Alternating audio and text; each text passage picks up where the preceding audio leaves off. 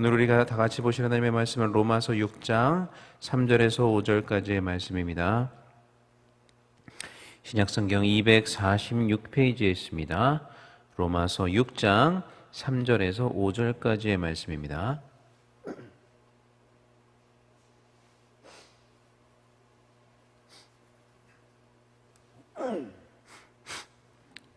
로마서 6장 3절에서 5절까지의 말씀 찾으신 줄로 알고 한 목소리를 같이 읽겠습니다.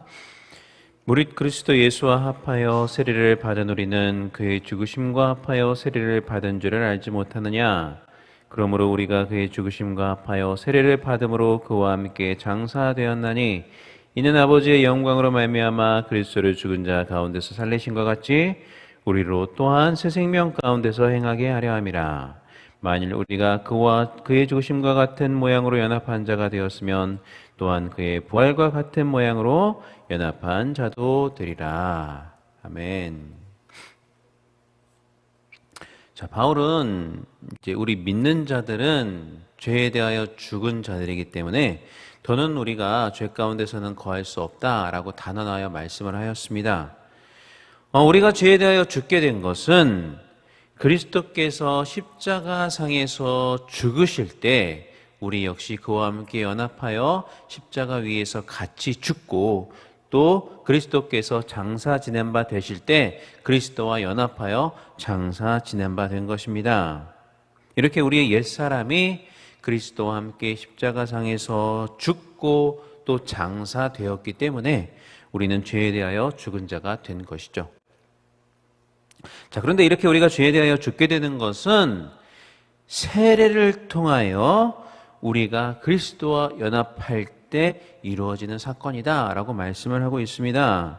조금 전 말씀드린 바와 같이 그리스도께서 십자가상에서 죽으실 때 우리도 그리스도와 연합하여 죄에 대하여 죽는 자가 되었는데 그 사건이 바로 우리가 세례를 통하여 일어나게 된다라는 그런 것입니다. 오늘 본문 말씀 3절과 4절 다시 한번 읽어보겠습니다. 3절과 4절입니다. 무릇 그리스도 예수와 합하여 세례를 받은 우리는 그의 죽으심과 합하여 세례를 받은 줄을 알지 못하느냐? 그러므로 우리가 그의 죽으심과 합하여 세례를 받음으로 그와 함께 장사되었나니 이는 아버지의 영광으로 말미암아 그리스도를 죽은 자 가운데서 살리신 것 같이 우리로 또한 새 생명 가운데서 행하게 하려 함이라. 아멘. 물론 세례를 받지 못했다라고 구원을 받지 못한다라는 그러한 말씀은 아닙니다. 하나님께서 선택하신 사람은 그가 세례를 받든 받지 못하든 결국에는 구원을 받게 되어 있습니다. 예를 들면 예수님께서 십자가에 달려 돌아가 죽으실 때 그와 함께 있던 한 강도, 예수님과 함께 십자가에 달렸던 한 강도에게 예수님께서는 네가 나와 함께 낙원에 있으리라 라고 말씀하지 않았습니까? 그 강도가 그 십자가에서 세례를 받았을 리는 없겠고요. 그렇기 때문에 우리가 굳이 세례를 받지 않아도 구원을 받는 데는 큰 영향은 없다라는 것을 이런 말씀을 통해서 알 수가 있습니다. 자, 그렇기 때문에 세례는 우리가 그리스도인이 되고 하나님의 새 언약 백성이 되었다라는 것을 도장을 찍고 인치는 그러한 예식이지, 이 세례가, 그리고 특별히 세례를 주는 그 세례의 물, 성수 자체가 어떤 특별한 힘이 있어서 그것 자체가 죄를 사해 주고 또 그것을 받아야만 반드시 구원을 받게 된다라는 그런 말씀은 아닙니다. 그러니까 제가 이렇게 말씀드리는 것은 우리와 다른 이전 시대에는 이렇게 세례 자체의 어떤 특별한 마술과 같은 능력이 있어서 그 자체가 죄를 사해주는 능력이 있다라고 믿던 때도 있었기 때문입니다. 특별히 초대교회 시대가 그러하였습니다. 이 초대교회 시대에는요, 그 세례 자체가 죄를 사해주는 특별한 능력이 있다라고 대부분 믿는 때였습니다. 그리고 세례를 받은 이후에 짓는 죄들에 대해서는 용서받기가 굉장히 어렵다라는 그러한 생각이 초대교회 신자들 가운데 있었습니다. 그래서 그 결과 사람들이 어떻게 하려고 그랬냐면요, 세례를 최대한 늦춰서 받으려고 그랬습니다. 거의 죽기 직전에 세례를 받으려는 그러한 현상들이 초대교회 가운데 있었습니다. 기독교를 공인했던 콘스탄티누스 대제도 역시 그러했고요. 바울 이후에 최고의 신학자이자 또 기독교의 최고의 교부라고 일컬어지는 이 어거스틴마저도 어거스틴이 어렸을 때 한번 큰 병에 걸려서 죽을 뻔했는데 그 죽을 뻔하니까 죽기 직전에 세례를 받게 해야겠다라고 세례를 준비하다가 그 아픈 것에서 기적적으로 낫는 일이 벌어졌습니다. 그게 낫게 되니까 그러면 세례 받는 것을 조금 미룹시다 해서 세례를 미루는 일도 있었다고 합니다. 자, 이처럼 세례라는 의식 자체가 그들이 생각했던 것처럼 어떤 그 마술적인 힘이 있어서 우리의 죄를 사해주는 그 능력이 그 예식 자체에 그리고 세례의 물 자체에 있는 것은 아닙니다. 말씀드린 바와 같이 세례는 우리가 기독교인이 되는 예식이자 상징이지 그 예식 자체에 마술과 같은 능력이 있지는 않습니다. 자, 그렇다고 해서 우리가 그러면 세례를 받지 않아도 되느냐라는 말씀은 또 아닙니다. 좀 아까 우리가 읽었던 3절과 4절 말씀처럼 이 세례에는 우리가 그리스도와 연합하여 죽는다라는 그러한 상징적인 의미가 있습니다. 우리 장로교는요, 이제 침수 세례, 침례교회에서 하는 침수 세례를 받지 않기 때문에 그 세례 의식 자체를 통해서 우리가 그렇게 죽는구나라는 것이 시각적으로 명확하게 나타나지는 않습니다. 그러나 원래 침수 방식으로, 그러니까 몸이 완전히 물 안에 들어갔다가 나오는 방식으로 거했던 그 세례 방식에는 그러한 어떤 시각적인 효과가 나타나죠. 즉 우리가 물 안으로 완전히 들어갈 때 그것은 우리가 그리스도와 함께 연합하여 우리 옛사람이 죽는 것이다라는 것을 나타내고, 그렇게 완전히 들어갔다가 물 밖으로 나올 때에는 이제는 그리스도와 연합하여 새로운 사람이 되었다라는 것을 이 세례 자체가 시각적으로 보여주는 역할을 했습니다. 한마디로 어떤 시청각 자료의 역할을 했다는 것이죠. 그러니까 세례는 한 사람이 하나님, 예수님을 믿고 구원을 받는 과정에서 일어나는 일, 즉 죄에 대하여는 죽고 의에 대하여는 살게 된다라는 그러한 우리가 구원을 받을 때 일어나는 일들을 잘 묘사해주는 그러한 시각적인 의식이었다라는 것입니다. 그렇기 때문에 이 세례는 우리에게 큰 영적인 유익을 가져다 주는 것입니다. 자, 그렇기 때문에 세례를 받아도 되고 안 받아도 되는 것이 아니라 세례는 반드시 받아야만 하는 것입니다. 그렇기 때문에 혹시나 새가족들 중에서 여러분들의 주변에 계신 분들 중에서 세례받기를 주저하는 분이 계신다면은 세례가 가지고 있는 이런 영적인 의미를 잘 설명해 주시면서 속히 세례를 받고 결단하는 자리로 나올 수 있도록 그렇게 권면해 주셨으면 좋겠습니다. 자, 그런데 우리가 세례를 통하여 그리스도와 연합하여 죽게 되는 것은 그 자체가 목적이 아니라 궁극적으로는 그와 함께 연합하여 다시 살고 우리가 부활에 동참하기 위해서 죽는 것이다 라고 말씀을 합니다. 이 바울은 우리가 그리스도와 함께 연합하여 십자가에 못 박히게 되는 것은 우리의 옛사람, 즉 우리의 죄의 몸이 죽어서 다시는 죄에게 종노릇하지 않기 위해서다 라고 말씀을 합니다. 우리 6장 6절 말씀 같이 한번 읽어보겠습니다. 6장 6절입니다.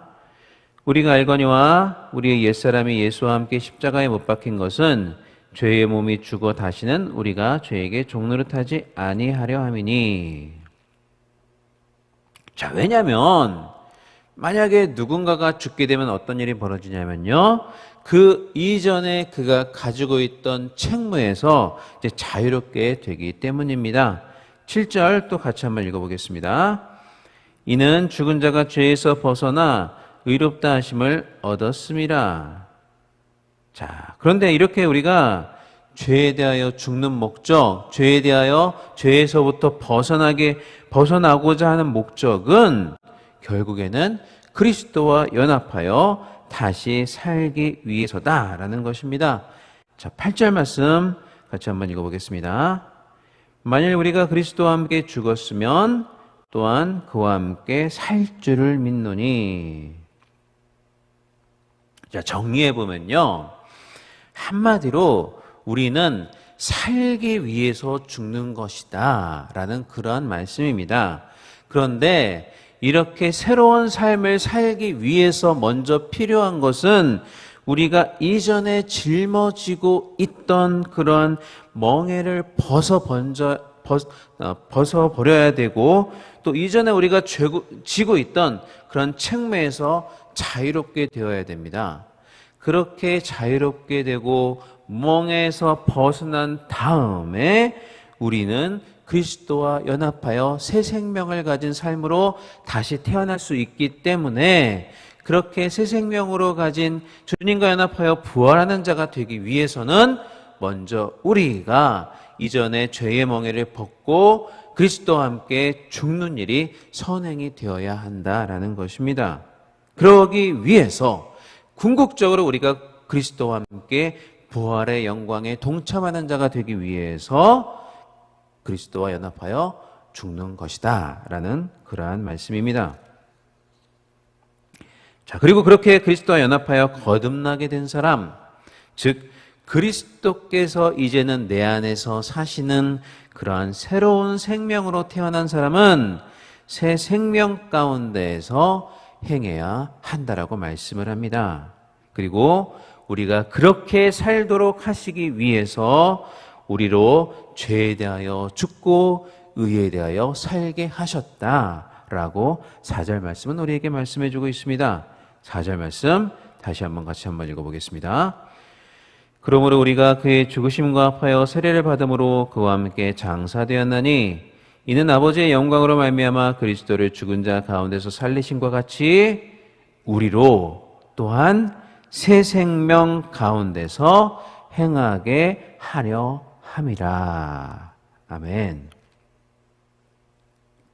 자, 바울은 로마서 6장 1절에서 은혜를 더하게 하려고 죄 가운데 거하는 자들, 그 죄 가운데 거해야 한다라고 주장을 하는 자들의 그러한 주장에 맞서서 은혜를 받고 구원받은 자들은 더 이상 죄 가운데 거할 수 없다라고 말씀을 하였습니다. 그리고 4절 말씀은 거기에서 한 걸음 더 나아가서 그리스도와 함께 죽고 장사되고 부활한 자들은 죄 가운데 거할 수 없을 뿐만 아니라 새 생명 가운데서 행해야 한다라고 말씀을 하고 있다라는 것입니다. 그러니까 윤리적으로 도덕적으로 성숙한 그리스도인의 삶, 하나님께서 기뻐하시는 하나님의 자녀다운 삶을 반드시 살아야 한다라는 것입니다. 물론 윤리적인 삶을 도덕적으로 사는 것을 그리스도인의 삶의 전부라고는 말씀을 드릴 수가 없습니다. 우리 그리스도인의 삶은 윤리적이고 도덕적인 삶 이상의 것이기 때문입니다. 그 이상의 특별한 삶이기 때문입니다. 그러나 그리스도인의 삶은 윤리적이고 도덕적인 삶을 반드시 포함해야 됩니다. 우리가 다른 사람들 앞에서 하나님의 영광을 드러내기 위해서 이러한 삶을 반드시 살아야 한다는 것입니다. 그러니까 신앙과 삶을 구별을 해서 예수님을 잘 믿기만 하면 되지 세상에 나가서 뭐 굳이 도덕적인 삶을 살아야 되냐라고 그렇게 우리가 생각해서는 안 된다는 것입니다. 그러니까 교회 안에 오면은 교회 안에서 보면 정말 가장 거룩하고 신실한 사람처럼 보이는데 세상에서의 삶은 그렇지 않은 사람들이 우리 주변에 적지 않은 것이 사실입니다. 그렇지만 그리스도와 함께 부활하여 그와 함께 연합한 자가 되었으면, 그렇게 새롭게 태어난 생명이 된 사람들은 새 생명 가운데 반드시 거해야 하는 것입니다. 착하고 선한 삶, 남을 돕고 섬기는 삶, 희생하고 또 낮아지는 삶을 통해 새 생명을 품은 우리의 그리스도의 향기, 우리가 품고 있는 그러한 그리스도의 향기를 반드시 드러내야 한다라는 것입니다. 그리고 그것을 통해 우리는 우리 안에 거하는 그리스도의 새 생명을 아직은 눈이 연약하여 그리스도를 보지 못하는 영혼들, 믿지 않는 영혼들에게 우리의 그러한 모습을 통해서 그리스도를 보여줄 수가 있다라는 것입니다. 그러므로 사랑하는 여러분, 교회 안에서의 삶과 교회 밖에서의 삶이 다른 그런 표리부동한 삶을 살지 않는 그런 여러분들이 되시기를 바랍니다. 교회에서 여러분들이 사시는 것처럼 여러분의 다른 생활의 영역에서, 즉 가정에서, 직장에서, 또 여러분이 속한 여타의 다른 공동체에서도 그러한 삶을, 똑같은 삶을 사시기를 간절히 바랍니다.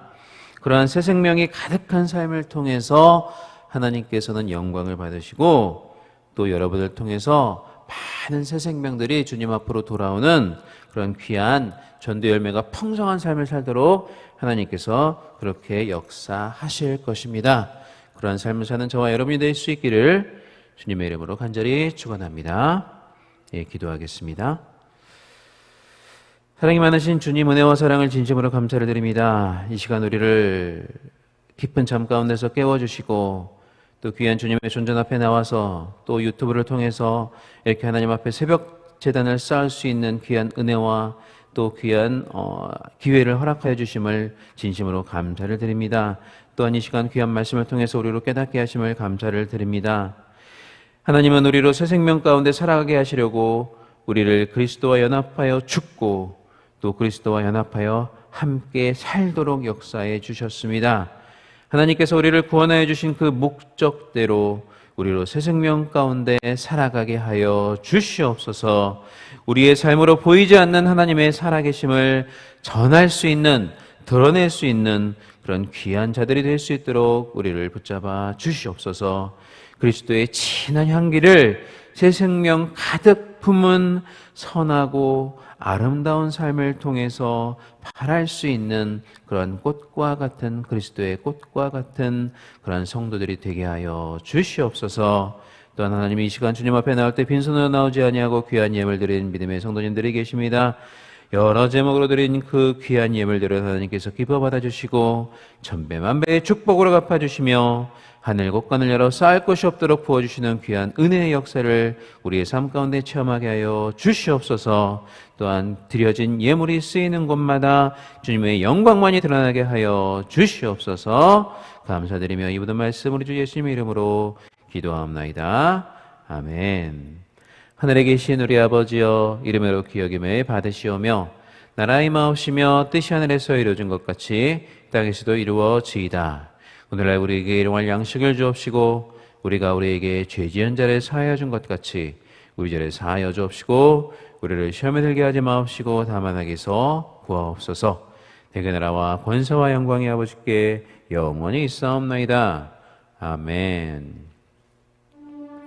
자, 이 시간 우리 다 같이 기도하시겠습니다. 먼저 오늘 예배들을 위해서 그리고 또 말씀 전하신 우리 담임 목사님을 위해서 기도해 주시기를 바랍니다.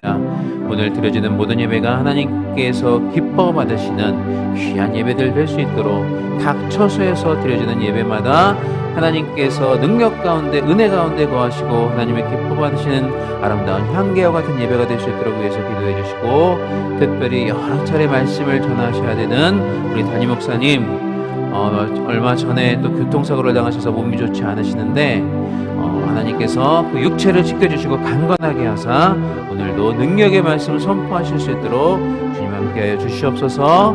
위에서 기도해 주시고요. 또 약속의 말씀과 5가지 기도 제목을 놓고 기도하시고 또 오늘 우리에게 주신 귀한 말씀을 붙잡고 기도하고 자유롭게 기도하다 돌아가시겠습니다.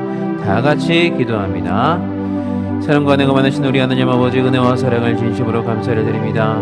이 시간 귀한 말씀을 통하여 소리로 깨닫게 하여 주시고 또 또 이렇게 새벽 자단한 싸움으로써 하나님 앞에 영광 돌리고 주님께서 우리에게 준비하신 예비하신 귀한 은혜를 사모하는 귀한 이 시간을 우리가 하나님 같이 동참하고 참여해서 하나님께 예배드릴 수 있도록 은혜를 주심을 감사를 드립니다. 하나님 먼저 우리 귀한 교회를 위해서 또 우리 담임 목사님을 위해서 기도하기를 원합니다.